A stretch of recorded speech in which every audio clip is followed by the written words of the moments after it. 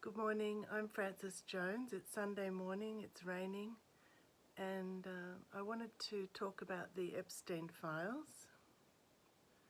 What are they calling it? The PDF files. I'm not very good at using codes or whatever. So in fact I made a mistake. It's called the Epschtein.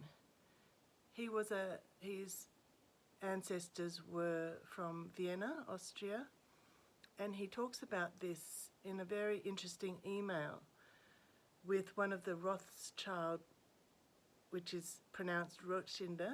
Well, I'm not German or Austrian, so don't listen to me. The pronunciation for Rothschinder is not Rothschild. It means the red things on the house. So, and Epschtein is how you pronounce it. Well, not in my terrible Australian pronunciation, so you have to ask a German or Austrian, but it annoys me that we can't pronounce names correctly. And sorry, there's just so much to talk about in this matter, and I've just woken up actually, but I find it very, very important to talk about, and I've been following it since the release, particularly this latest, thanks to Rokenna and Thomas Massey and the other people who have supported them to release these very important documents. Millions and millions of files that we can all access. We can all go to the DOJ website and type in any name we like, which I have actually done. Yeah, like for example, I typed in the word Rothschild, and there's just so many references to this dynastic family of Jewish bankers, which started centuries ago, and they married their cousins, and to preserve their wealth, and they held these crazy parties like Eyes Wide Shut. I don't know if you've seen that movie, but that was filmed at one of their palaces or chateau or whatever you call it. So they have this enormous amount of money. And in one of the emails, Jeffrey Epschtein is talking to, I don't know her name, she's in Switzerland. She was married into the Rothschild family from a South African country like Ecuador. Sorry, I don't know all the details. But they're joking amongst themselves about how Hitler used to live in one of their houses when he was a child, and that they actually supported him and supported his mission because they sort of wanted to take over more. They wanted more, they wanted everything. And they're joking about Hitler. I mean, for God's sake, that's how they've got most people on side because of what happened. Most non-Jewish people, that's how they get their support, is by saying, oh, the Holocaust. And everyone says, yes, well, that was dreadful. And they're joking between themselves about, oh, hilarious, Hitler lived in our houses before he became into power. Sorry, that just is stunning as a revelation. And in fact, I don't know how these documents were released, and it's no wonder that they did not want them released, and they did everything they could to stop the release, so much that Donald Trump is going out of his mind attacking one of the Republicans from Kentucky, who's the legendary Thomas Massey, who just says, well, fuck you, I can support myself if I'm not in office. So he's some genius scientist from MIT. But yeah, I don't know where to start because I've listened to and read so much stuff. Well, who else have I typed in? Okay, I'll go back to where I personally begun this journey. So I grew up in Randwick in Sydney. My brain just goes on so many pathways, I don't know where to go. So my parents were teachers at Randwick Boys High when they met. My father was a history teacher, and he was very interested in history, and that affected, of course, my life. He was a very good, fair man, cared about simple people. He used to donate money along with the Turnbulls now, but to the Randwick Children's Hospital or the Starlight Foundation or whatever. You know, he cared about children, innocent children, and he was really delightful. He was a teacher as a young man with young children, and you know, he just had a gift. And so in Randwick in the 1970s, when I was born, there were not many Jewish children. I mean, I had one at my school, Elizabeth, what was her name? Her father was at the University of New South Wales, where a lot of this, Elizabeth Arnell was one girl I knew, but I used to go to her birthday parties. I remember this game they had, you know, saying, is a tomato a fruit or a vegetable? And of course it's a fruit, but you know, they had a lovely house, and those were my innocent childhood days. And the 70s were very different. Everything was different to now. So it was Whitlam, and you know, as a teacher you're treated with respect. So I grew up in those times. And my father, his best friend, was very involved at the local public school, Randwick Public School. In fact, he wrote the centenary history book about the school. And we had a lot of migrant children from Vietnam, heaps. Like, we used to sing this song, Care for Kids, and they were just refugees flooding in from Vietnam and other countries. We had a lot of Greek children. There's still a lot of Greeks in Randwick. We had, you know, many different, it was a very multicultural city. So, but there were very few Jewish children in the 1970s in Randwick and in, you know, Bondi. They started coming, but we used to go to Bondi all the time. My parents had friends who were teachers who lived across the beach. We used to get Papa Giuseppe's pizza and sit on the beach, and you know, it was nothing like it is today. And you know, I spoke to a friend, Lenny, recently. They used to own the apartments above the cafes in Bronte Beach. We used to go down there all the time. All these old Dutch families used to sort of hang out together there at Christmas. Just, you know, they used to swim every day and live near the beach. And yeah, she owned the apartments above the cafes there. I mean, her husband painted houses for a living, like a painter. So it was very different back there. There was no Lachlan Murdoch living there, or Sarah, whoever her name is, Sarah Murdoch. I was surprised one day when I saw her there as an adult. Anyway, so it's all changed. So, sorry, I've gone down the wrong track. So my father's best friend, who often came to our house, particularly when my father was dying, like around 2017, 2018 time,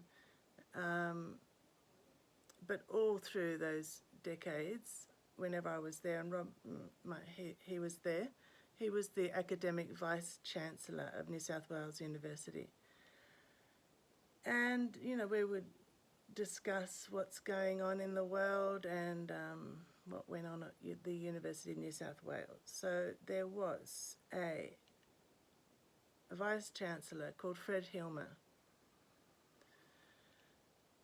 who is a Zionist.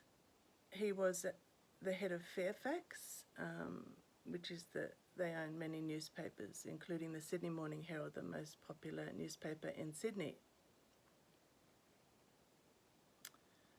And then he mentored Mark Scott, who went to various places after him, followed in his footsteps a lot of the time, economic rationalists. So Mark Scott went to the ABC, to UNSW, to the Education Department, to Sydney Uni, and then the other one followed, I forget his name now. He was the editor of the Sydney Morning Herald too. Anyway, so when I heard about Fred Hilmer, a Zionist, he was the one that went in and ordered sandwiches and had a little chat with the employees. They were called into the office and they were sacked. They lost their jobs. Those people's jobs were replaced by Zionists. And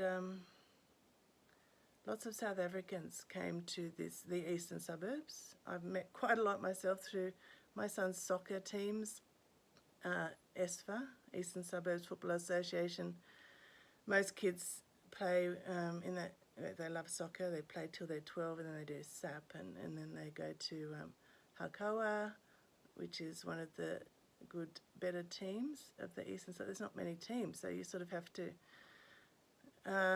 try and get the sons into these teams. Yeah, so you sort of hear a lot when you're sitting on the edge of a soccer field for many hours while your son trains or plays, and one of the fathers of one of the boys who had dark skin was saying, yeah, they still think they're in apartheid South Africa. Yeah, so a lot of South Africans came over from and went to Rose Bay and all that. So it is, including our lovely Gillian Seagal, who is our anti-Semitism envoy person, who is behind the hate speech legislation, which I completely and utterly disagree with. I was a journalist at the ABC in 1996 and 7, and then John Howard came in. I used to work on Foreign Correspondent, Four Corners, to the 7:30 Report, just the best programs of investigative journalism that I know of. Well, there's other ones in America like Spotlight, but John Howard getting in changed that. It was a Gull Hill back then, and then it was a very dodgy building, but it was like a rabbit warren. But it was great journalism, really solid, fearless, because now these laws change journalism. You can't criticise or you can't say the truth. That's a real worry. It's just utterly disgusting. And okay, so John Howard got in 1997, I think, and I just left. It was the most horrible environment, all these union meetings. They were trying to cut. I wasn't losing my job, but I just thought, fuck this, I'm out of here because I don't need this job, and I went to Italy. And I once was in a jazz bar in the city near Circular Quay, and I met one of the women who I think had worked at Foreign Correspondent, and I said, geez, what's going on there? And she said, they've cut the dead wood, and now they're cutting the living wood. They cut John Howard, and he installed his men, and that's what they do. They install the people that they want in there. And, okay, back to Randwick. So he often used to have lunch with Fred Hilmer, the Vice-Chancellor of the University of New South Wales. So after Fred Hilmer, David Gonski was there, who's now alongside Gillian Seagal. I, in fact, met his daughter-in-law when I was I did casual teaching at Queen's Park at the Zionist school called Moriah College. So these places are all interconnected, and it's a very small sort of club, and you're not in it if you're not Jewish, except unless you have power, then they like those, what are called Goyim, I think, non-Jews. And one of the mothers told me all about Moriah College and how you have to, if you want your child to get into that school, elite school, you have to give your marriage certificate. You have to prove that you were married in the correct Jewish sort of way and all the right things. And you go along to that school, and they're reciting the Torah at 8 a.m. or before 8, actually, I think. No, at 8 in the hall. I saw it all. Anyway, and Challah on a Friday. So, yeah, I'm not talking from ignorance. I'm talking from what I saw with my own eyes and what I heard from extremely reputable sources. So, and then, thankfully, I was raving on like a lunatic for years to my friends or whoever would listen about how these Zionists were taking over, not only Randwick, when, it was perfectly obvious when you saw the Lowy sign, the Lowy Cancer Research Centre on the edge of the University of New South Wales building, and when I taught in the Children's Hospital school in Randwick, right next to UNSW, there was, the Turnbull name and the Lowy name. They made sure that they had their names all over these hospital wards. I mean, it's great if you donate, but You don't have to put your name everywhere on plaques to make sure everyone knows. Anyway, if you want to listen to a podcast, and I was deeply relieved when this man, a journalist now called Yaakov, Aharon, Yaakov, Aharon. He was the head of one of the Zionist groups at the University of New South Wales, and he talks about, it's called the Bogan Intelligentsia podcast, about, it's episode 17, journalist Yaakov Aharon on Zionist influence in Australia. And when he came out and did that podcast, I was like, oh my God, my shoulders dropped, because I didn't feel this responsibility to tell people what the hell was going on, because no one knew. I mean, really, literally, they hide it, they run things that, the head of the Fairfax was Fred Hilmer, then he was the head of UNSW, then the head of the ABC was his mentee, whatever you call that. Anyway, so he talks about, like he grew up in a strictly religious sort of family, Jewish family in Bondi, and so he talks all about the truth, which is what I completely agree with and that I heard about myself. So what else do I want to say about that? Yeah, the ABC was taken over, and my father, as a history teacher for decades, used to watch the ABC, and both parents did, but he in particular, his father was in Gallipoli, and he just followed history and knew about Palestine and the truth about the Nakba and everything else that happened there. And he deeply supported the Palestinian people, and I grew up, with being educated by my father. And every time he would watch the ABC and listen, and there are these names, if you listen to the ABC, Rubinstein, and, I can't think of all the names now, but, all over the eastern suburbs, it's Rosenberg. And I know some very lovely people with those names. And so that's the thing. There's a lot of lovely ones, but then there's the other ones who are, in this sort of mafia. And I believe that's true, that word, particularly after the Epschtein files. So that the reason I have read and listened to so much of it is that it validates everything that I've heard, everything that I think, that I've come to the conclusion with. I mean, this hideous man, Mark Liebler, who's the head of the Zionist Federation of Australia, 2 years ago on Twitter, because no one else knew who he was, he went on the Q&A program to talk about October the 7th. And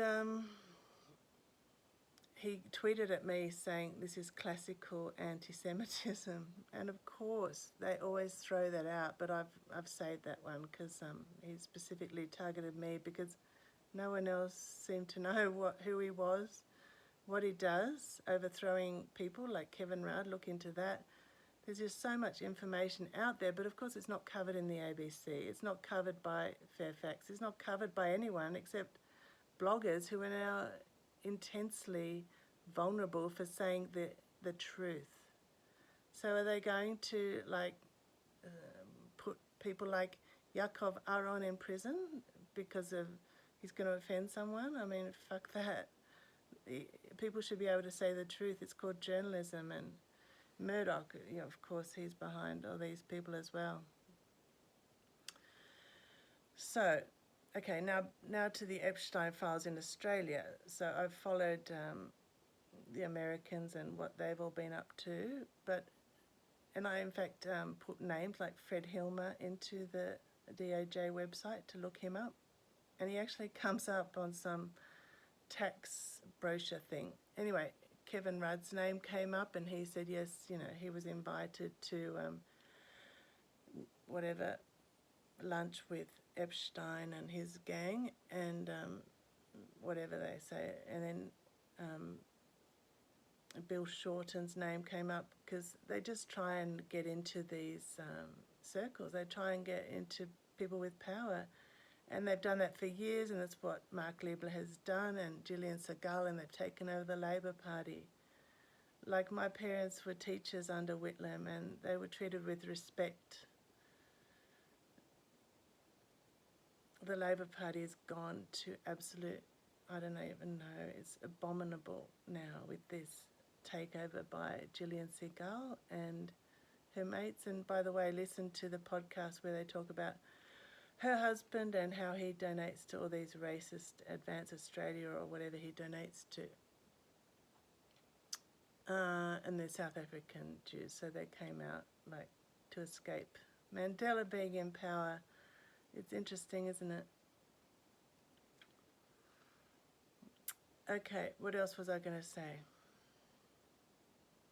Who else was mentioned? Well, that's the problem with Australia in the Epschtein files. You know, you can Google many names, and Bill Shorten's name came up because Steve Bannon was trying to take credit for Clive Palmer defeating him in whatever 2016 or some election.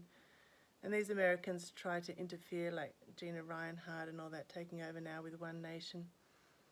So we need the Australian version of the Epschtein files, and I would love to read that and expose them. So they were sort of exposed by the Antoinette Lattouf case in court, which I followed every word of as well, because there's people like, I think his name's Simon Milkman. He was at Mariah College. Thank God for Google. You can just grab a name. He was an executive at the ABC at the time that she was dismissed, and all these WhatsApp groups were lobbying the ABC to get rid of her because she wasn't towing the Zionist narrative. Back then, 2 years ago, I used to write on Twitter this word Zionism, and no one knew what it was. In fact, the person who invited me to the first rally at Hyde Park that you can see videos of on this channel, he was my boyfriend at university, and he asked me to come along with him because he was in the Liberal Party and he worked for one of the premiers of New South Wales, and it's funny, his mates obviously weren't going to this rally to support Palestine, but a lot of people with an Irish background do, because they understand what the British did to Ireland and then Palestine, so we all know. Where was I going there? Hyde Park. Yeah, the word Zionism. People just didn't know what it meant.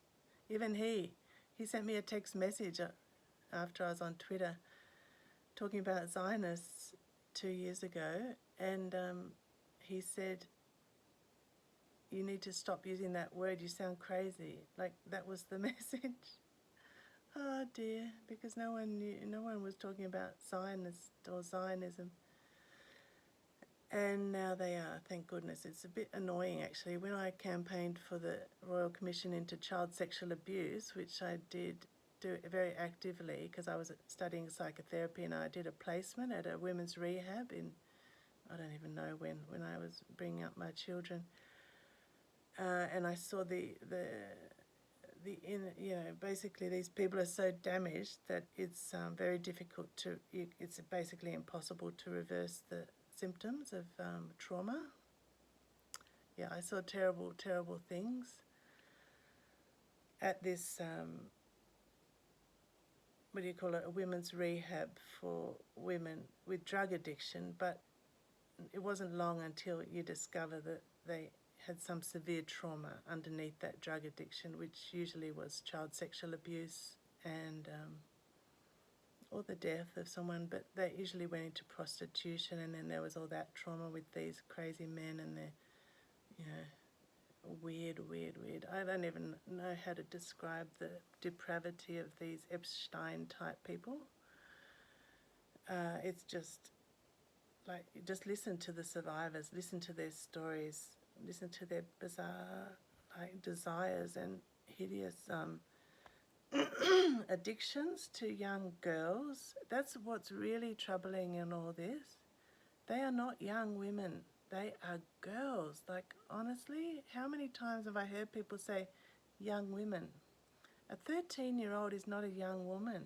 She's a girl. A 9-year-old is not a young woman.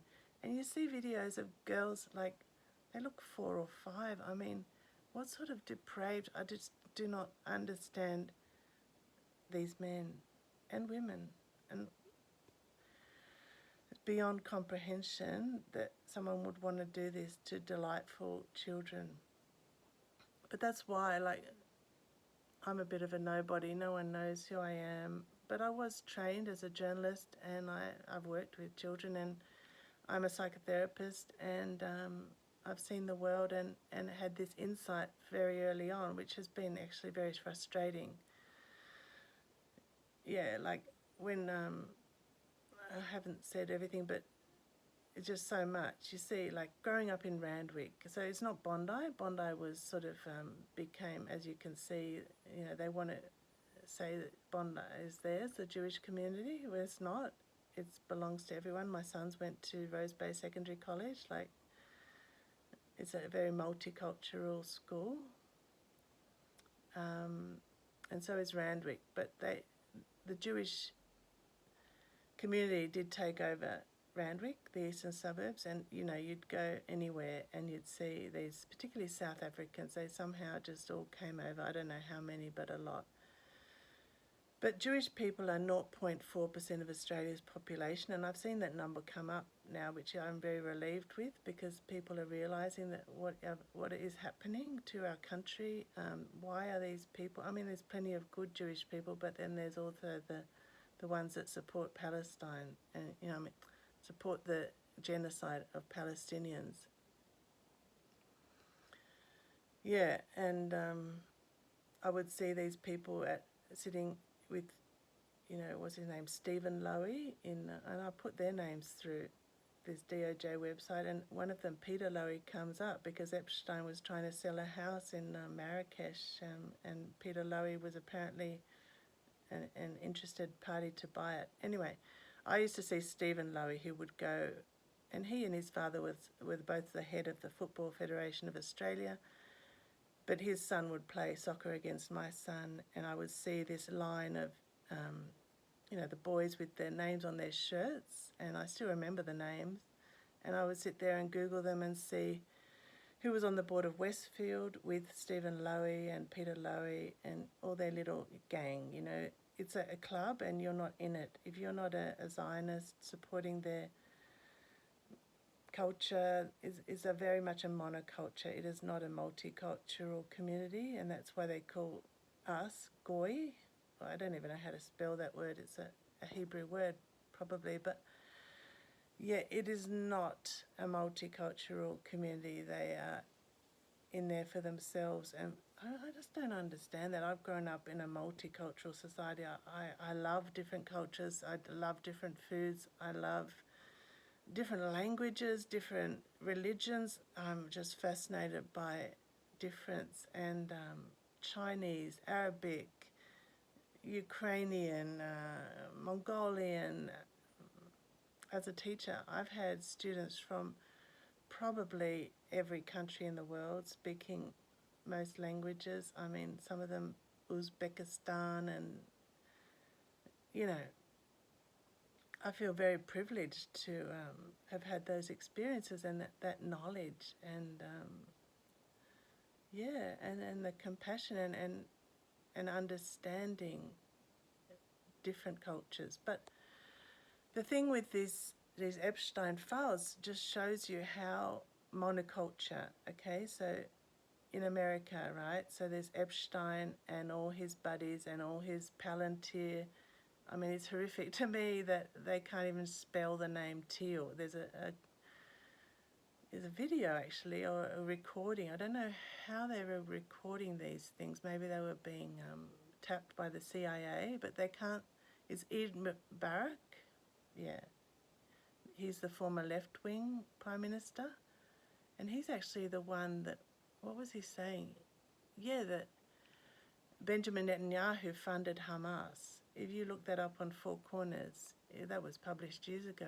But It's not known. These things are not known and seen by the general public. Until now, it's more known, but it's very frustrating when people say they support Israel and they don't know the truth. Yeah, so in this conversation between Epschtein and Ed Barak, who turns out to have been a very dangerous psychopath and virtually killing girls that he raped, they can't even spell Peter Thiel, who's the head of Palantir, when they were, Epschtein was saying you should meet him. And these people, all of them talk about goys, and they only raped goy children. Yeah, they didn't rape Jewish children apparently, but you hear in Jewish families of plenty of child sexual abuse. So obviously it does happen to Jewish children as well, unfortunately, obviously, but mostly goy. Yeah, and Palantir, Australia is this. Our taxes are funding Palantir and their surveillance, and they give they produce drones and all sorts of disgusting weapons and surveillance for crimes against humanity. We're about to get this current Israeli Prime Minister to Australia. Like, that's how much the Labor Party, Albanese, is just horrific. Anyway, they're all interconnected. We just don't have the Australian version. We've got, thank goodness the English government is, they've got rid of that guy who was a pervert over there and giving secrets to Epschtein, and, look at the arrests of innocent teachers and nurses and childcare workers trying to support Palestinians in England. So that Keir Starmer is a hideous Zionist. That's what's the beauty of the Epschtein files. There's no way that his little buddies would have been dismissed and, be under investigation for sharing state secrets with Epschtein and everything else they did. But yeah, it's a pity that the victims, the survivors, are not being listened to more and not being respected. Their names have not been redacted. They should not be exposed to any of this. They're just being re-traumatized. Yeah, but the more that comes out, the better, obviously. And there's something else I was going to say. Yeah, AIPAC is funding all these politicians. They're hugely wealthy, all these Jewish Zionists in technology. You've got the head of Meta, Zuckerberg, with all his dodgy past, and what's all their names? Amazon. Can't think of all their names right now. All these type of guys all in there together who wanted Trump in there because he's funded by Jewish, Americans, Israeli, it's all just one thing. Yeah, I'm sure I've forgotten things I wanted to talk about. But they are some of my thoughts for now.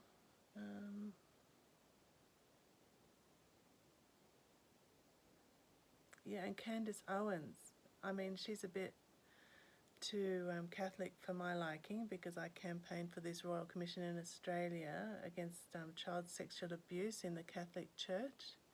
So I don't really know how Candace Owens can justify being part of the Catholic Church, and she goes on about all these, theological whatever in the Bible